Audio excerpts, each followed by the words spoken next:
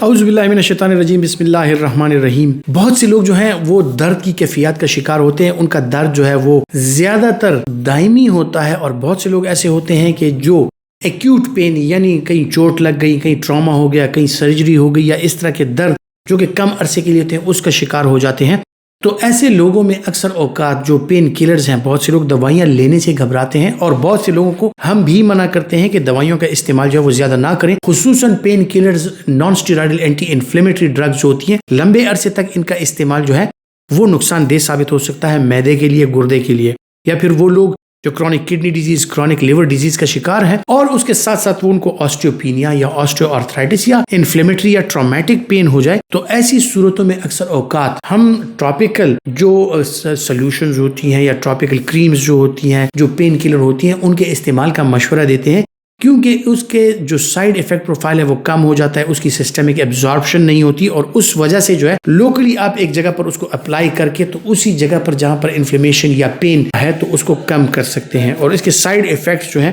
ان سے آپ محفوظ رہ سکتے ہیں۔ کیٹوپروفین اسی طرح ایک پوٹنٹ پین کلر ہے جو کہ جیل فارم میں اویلیبل ہے، ڈاؤفین کے نام سے یہ اویلیبل ہے، اور انتہائی پوٹنٹ یہ پین کلر ہے۔ تو کہیں پر اگر کسی کو چوٹ لگ جائے،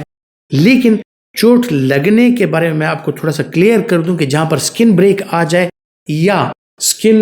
وہاں سے کٹی ہوئی ہو یا زخم ہو، اس پر آپ نے نہیں لگانا۔ لوکل جو آپ کے پین کلرز ہوتے ہیں جو آپ لوکلی اپلائی کرتے ہیں جیل فارم میں یا کریمز کی فارم میں یا لوشن کی فارم میں، جو پین کلرز اویلیبل ہوتی ہیں، وہ ہرگز آپ زخم کے اوپر نہ لگائیں، جہاں پر سکن بریک ہو اس کے اوپر نہ لگائیں۔ اگر سکن انٹیکٹ ہے، کوئی ٹراما ہوا ہے، بلنٹ ٹراما ہوا ہے، ایکسیڈنٹ ہو جاتے ہیں، مسکولر سپرینز، سپورٹس میں جو انجریز ہوتی ہیں، مسکولر سپرین آ گیا ہے، مسل جو ہے وہ پل ہو گیا ہے،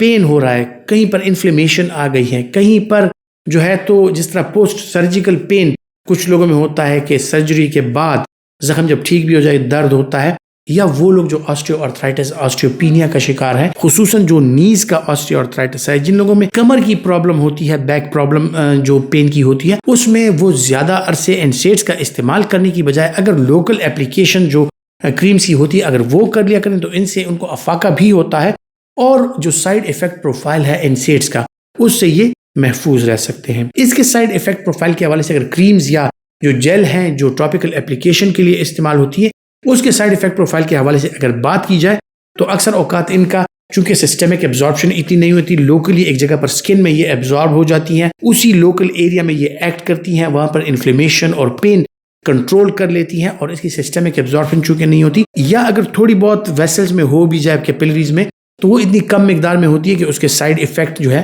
وہ نہیں آتے، سسٹمک سائیڈ ایفیکٹس نہیں ہوتے۔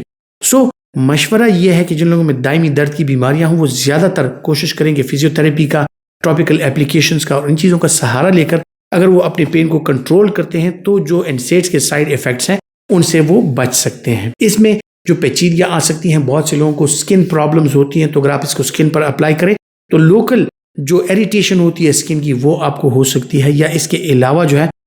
بہت سے لوگ اگر زخم پر اس کو خدا نخواستہ لگا لیں یا اس کی بلڈ میں ایبزارپشن ہو جائے، یہ اوپن